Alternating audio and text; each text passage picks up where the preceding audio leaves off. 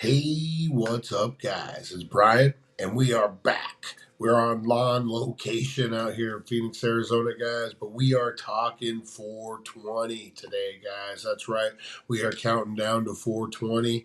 It is Paranormal Conspiracy Theory Tuesday, guys, and we are getting into the king of the duel. That's right, Andrew Jackson, former president, had a problem with dueling, guys. Supposedly had been involved in over 200 duels. That's right. Something crazy like that, according to rumor and history. But Andrew Jackson was known for killing people in duels. For those who insulted his wife more than anything, guys, it's pretty crazy.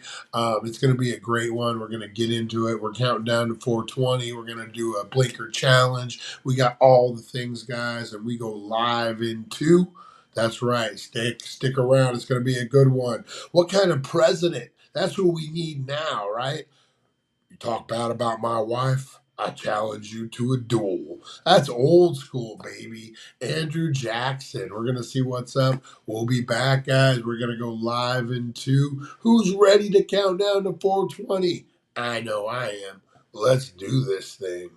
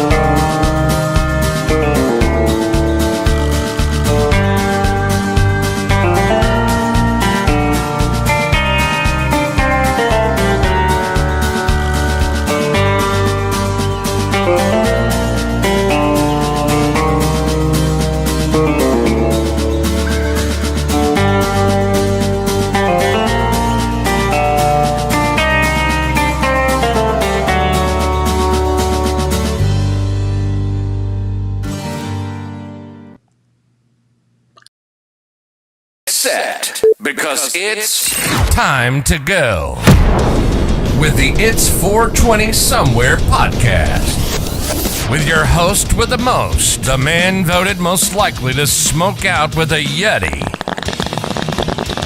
Mr. Brian Brown. Mr. Brian Brown. Now sit back and relax because it's time to go live across the world because it's 420 Somewhere.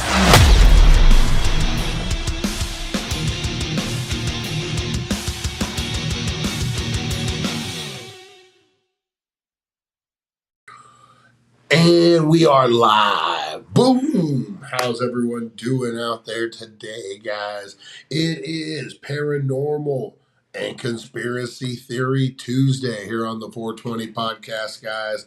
And we are talking Andrew Jackson, former president. Where are you, Andrew Jackson, when we need you right now? That's right, guys. Andrew Jackson, we need a hero. I'm holding on to a hero for the end of the night. He's got to be strong, and he's got to be Andrew Jackson, and he's got to be larger than life. Larger than life. That's right. Andrew Jackson, guys, former president, $20 bill. Andrew Jackson was known to get down with a pistol.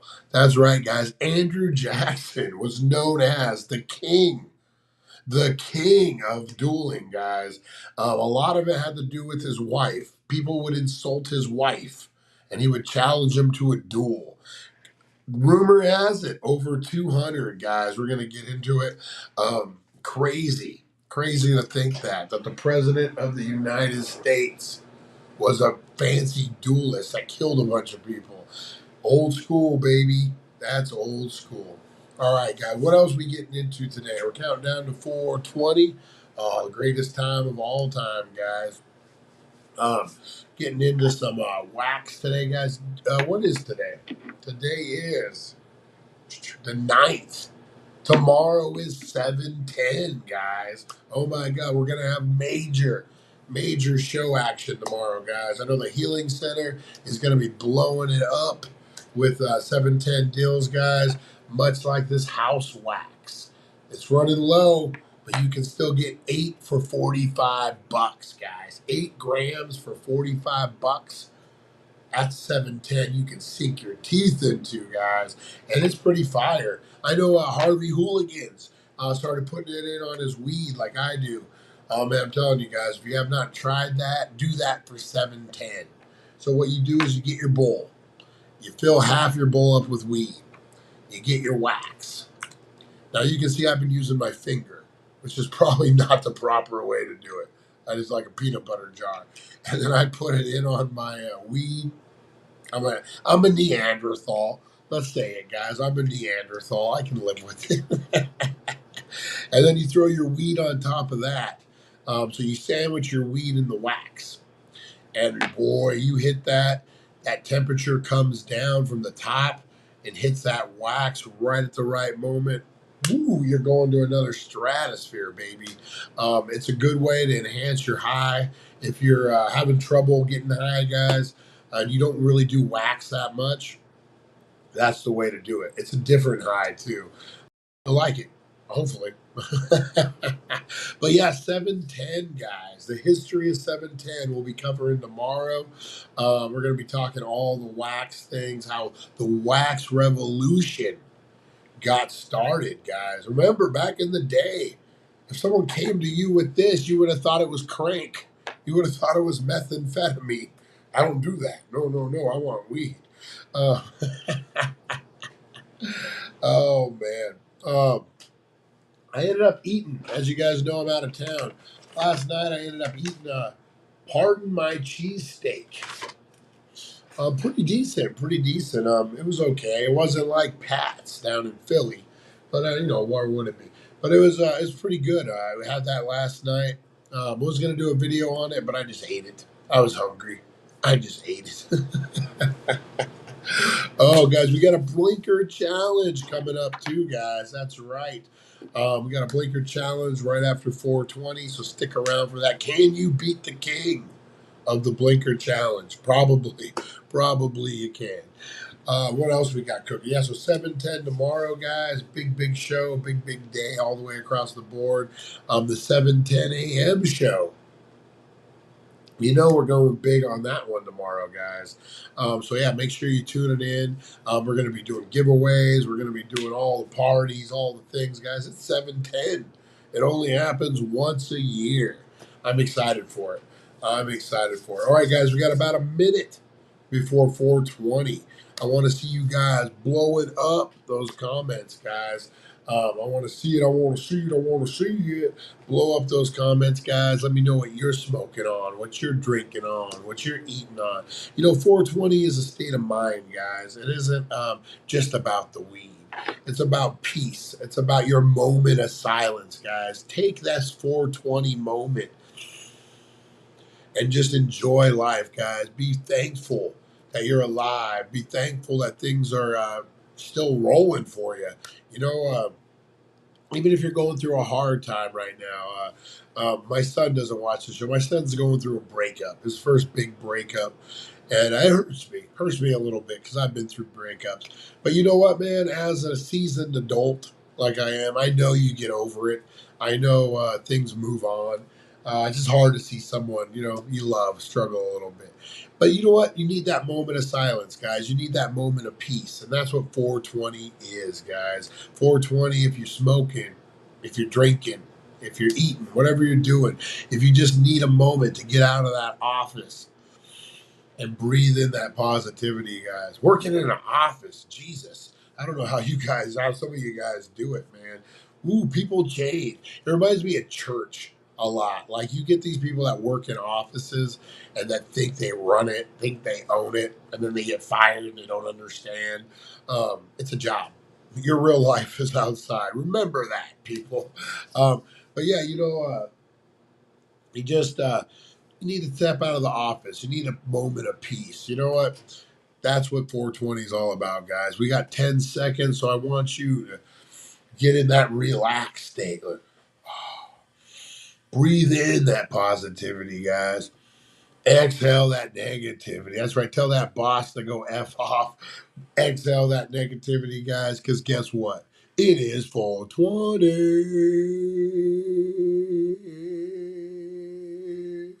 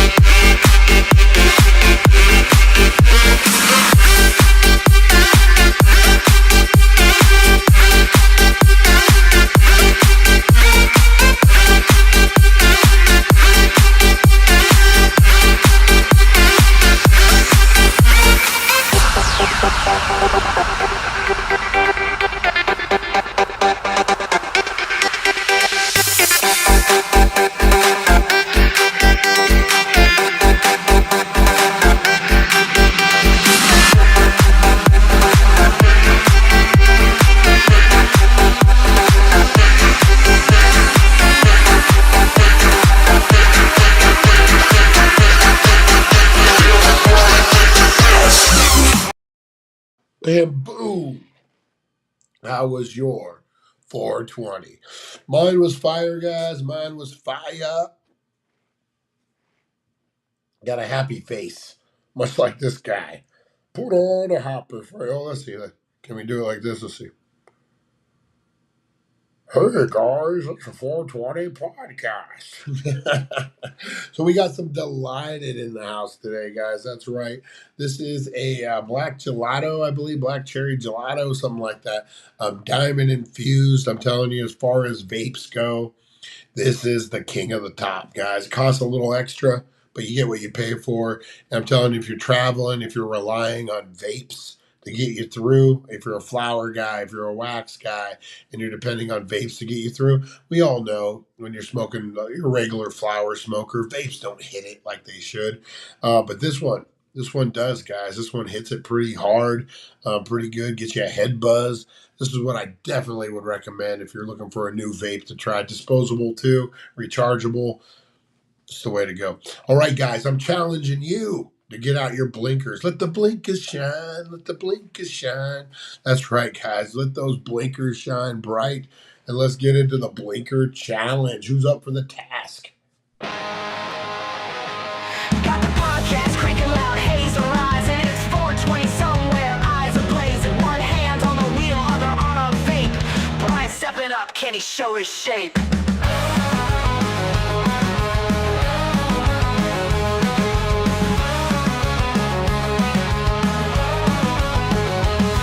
Blinker challenge, lights glowing red, holding breath till you think you're dead. Who's the champ? Who's the king of smoke? Taking drags till your lungs near choke.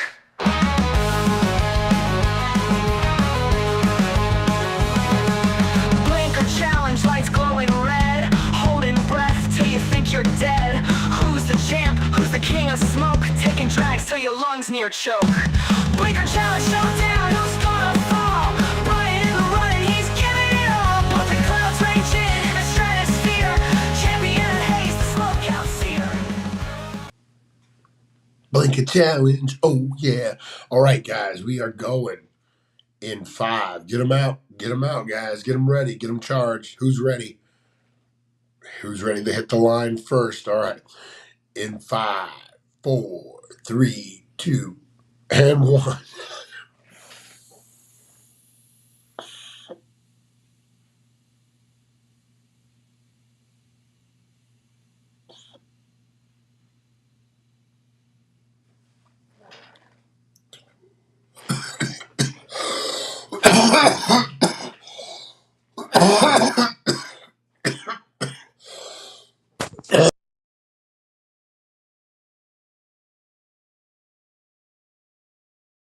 Woo! All right, guys. Man. Ha ha. Ha ha. That was a good one. Woo. That woke me up. All right, guys, let's get into it. I'm calling it officially Conspiracy Theory Tuesday. Paranormal Tuesday. I'm calling it, guys. Why cough this one out? Let's get into it.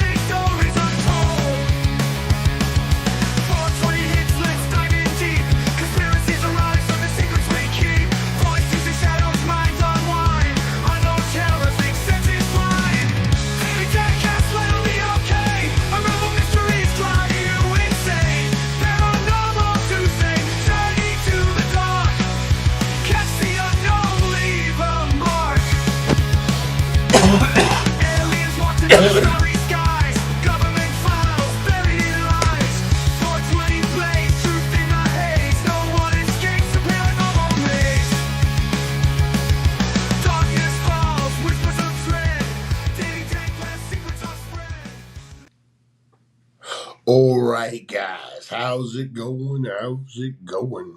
All right, we are talking Andrew Jackson today, guys. It is Paranormal Tuesday, and we are talking Andrew Jackson, guys.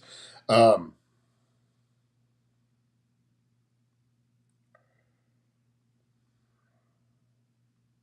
right. Let's get into this, guys. Andrew Jackson even dueled Charles Dickinson. Or actually Andrew. No, it's Charles Dickinson, the author, right? How crazy is this? So Andrew Jackson, guys, President of the United States from 1829 to 1837.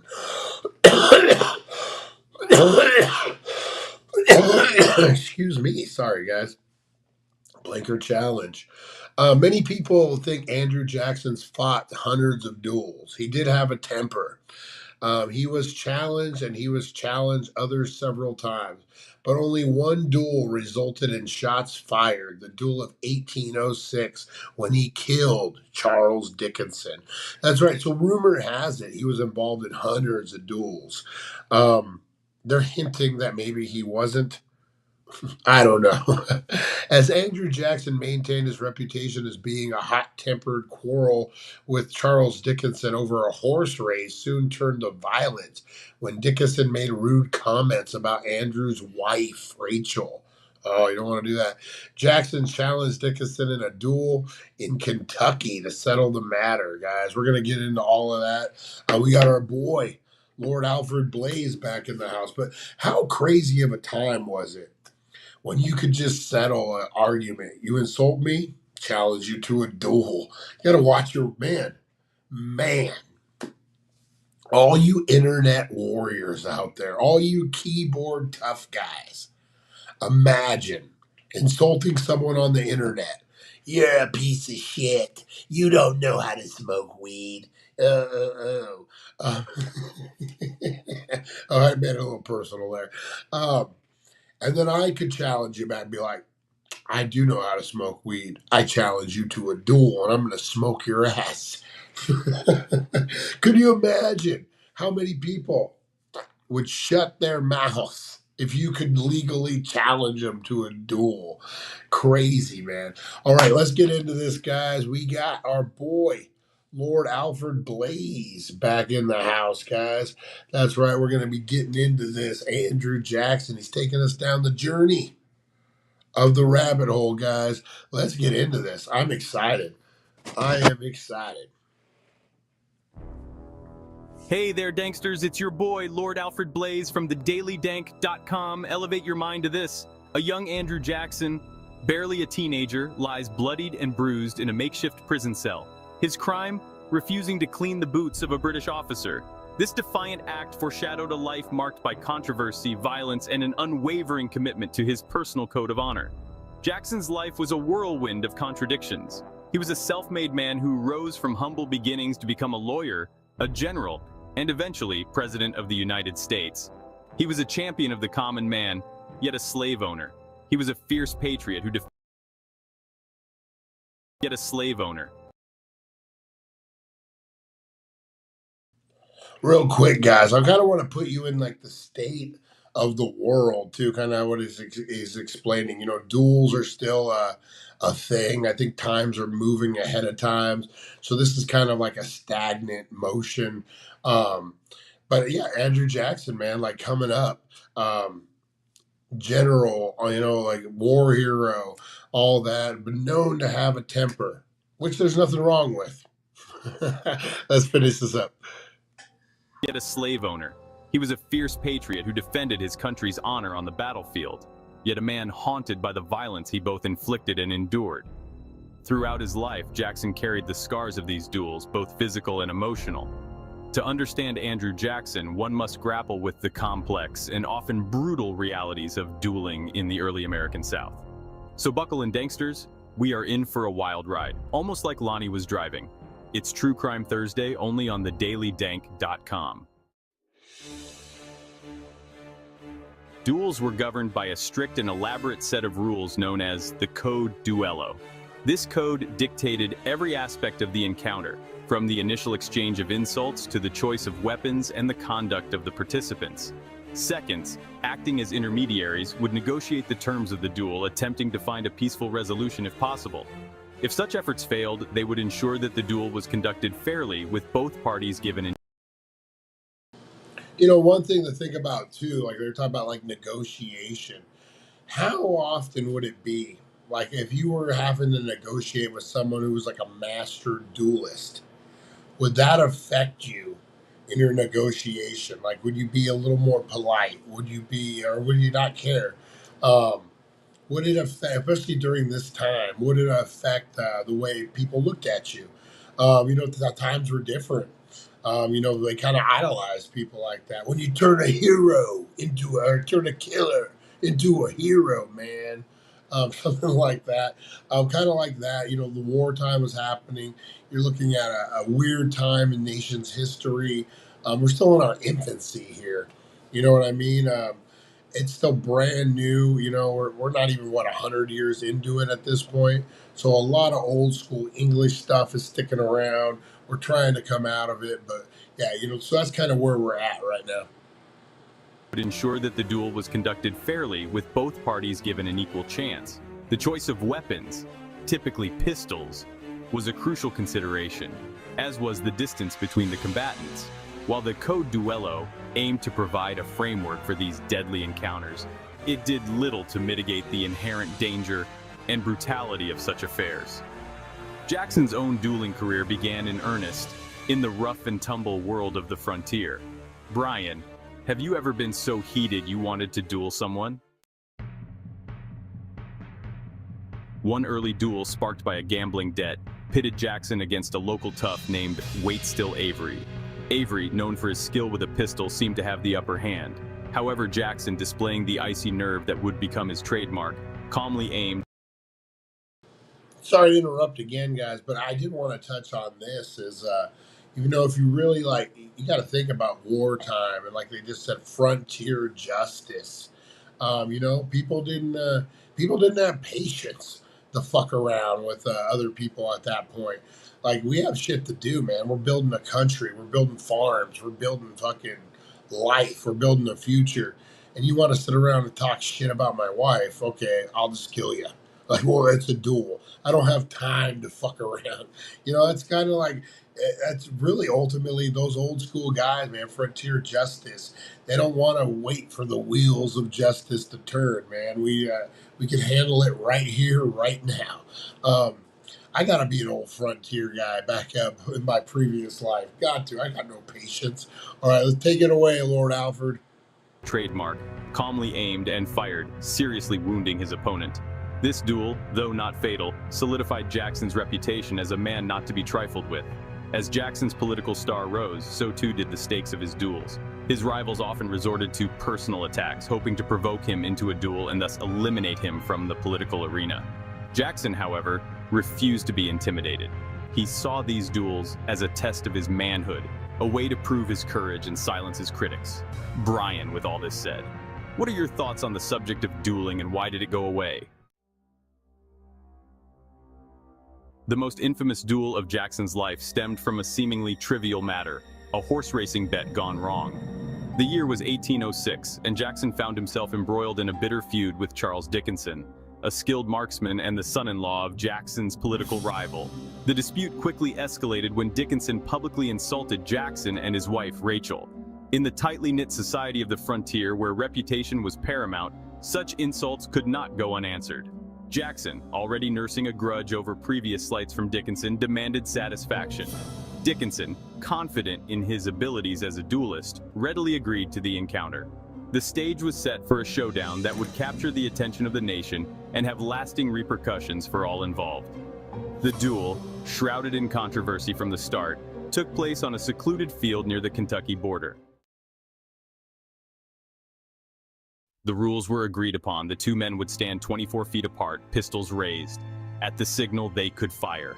Dickinson, renowned for his speed and accuracy, fired first, his shot hitting Jackson squarely in the chest. Jackson, however, did not fall. He stood his ground, his face contorted in pain, his hand clutching his... I love the Jack Daniels bottle. Can you see the Jack Daniels bottle there? That's awesome. That's awesome. So what are you guys thinking up into this point, man, about dueling and the whole, frontier justice and the way they handled it? Was it a quicker way of dealing with problems, or was it a Neanderthal way of dealing with problems? Or was it a smart way of dealing with problems? You guys make the call. Blow up those comments. Was Andrew Jackson right in his in his stuff? All right, take it away, Lord Alfred. In pain, his hand clutching his chest. Slowly, deliberately, Jackson raised his pistol, his arm trembling from the impact of Dickinson's bullet. He took aim and fired. The shot hit its mark, striking Dickinson in the abdomen. Dickinson crumpled to the ground, mortally wounded. As Dickinson lay dying, Jackson, his own wound bleeding profusely, stood over his fallen opponent. The aftermath of the duel was swift and brutal. Dickinson died within hours, his death sending shockwaves through Tennessee society. So Brian, if this were to happen today, how do you think society would handle it? Do they lose their minds? The duel with Dickinson transformed Jackson into a figure of both admiration and revulsion. His supporters hailed him as a hero, a man of unwavering courage who had defended his honor and avenged the insults to his wife. His detractors, however, condemned him as a cold-blooded killer, a man who had taken a life over a petty squabble. The duel also had a profound impact on Jackson's personal life. Rachel, already the target of vicious gossip, was devastated by the violence that her husband... All right, so that's another old school thing, right? Defending the honor of your wife, your woman, the woman you love. Like, people used to take that seriously, and I think they still should. It's the woman you love, mother of your child, whatever it may be. That's kind of a serious thing. Someone insults her, you got to defend her honor. But now in today's world, how do you defend your lady's honor or your man's honor, whatever it may be? You can't challenge them to a duel. If you get aggressive, it's crazy. How would you defend your lady or your man's honor in today's world without dueling like Andrew Jackson? Blow up those comments, guys. Had both inflicted and endured. Despite the controversy surrounding the Dickinson duel, Jackson refused to apologize for his actions. He believed that he had acted honorably, defending his reputation and that of his wife. The duel with Dickinson was not Jackson's last brush with violence. Throughout his life, he continued to be involved in confrontations, both personal and political, that threatened to erupt into bloodshed. He carried himself with an air of authority that commanded respect, but also seemed to invite challenge. His temper, legendary even in his own time, was quick to flare, and he was known to react with force when he felt wronged. Some historians argue that this tendency towards violence stemmed from his rough-and-tumble upbringing on the frontier. Others point to the psychological scars left by his experiences in the Revolutionary War. Whatever the cause, Jackson's propensity for violence became an undeniable part of his persona. Brian, how do you think Andrew Jackson's image was shaped by all the violence? Jackson himself believed that dueling, while regrettable.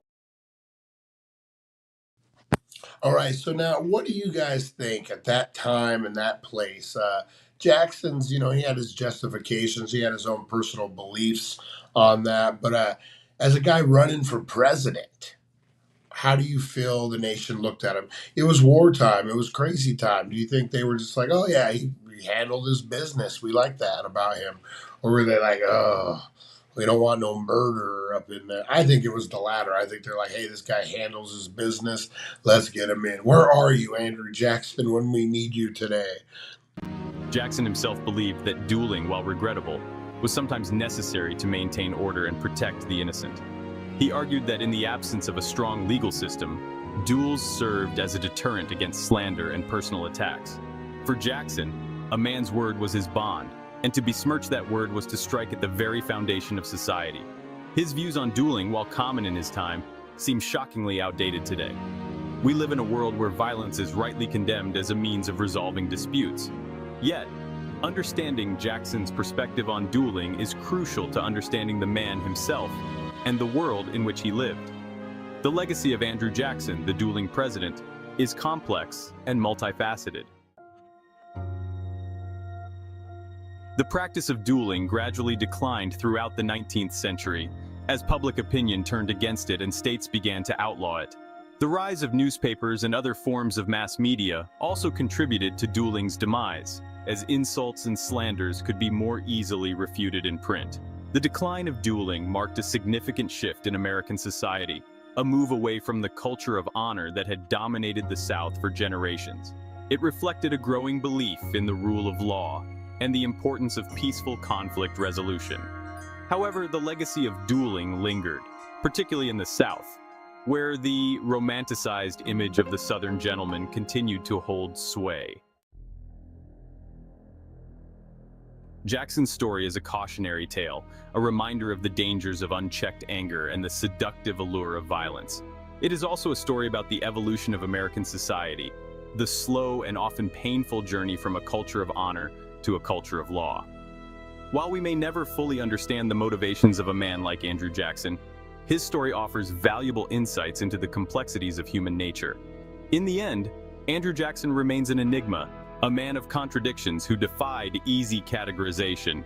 He was a product of his time, shaped by the violence and upheaval of the early American Republic. To understand Jackson, we must strive to understand the world in which he lived. Jackson's life and his duels offer a glimpse into a bygone era, a time when honor and reputation were paramount. They remind us of the dangers of unchecked anger, the seductive allure of violence, and the importance of striving for peaceful resolutions to conflict. As we reflect on the life of Andrew Jackson, the dueling president, we are reminded that history is not a simple narrative of heroes and villains, but a complex tapestry woven from the threads of countless individual lives.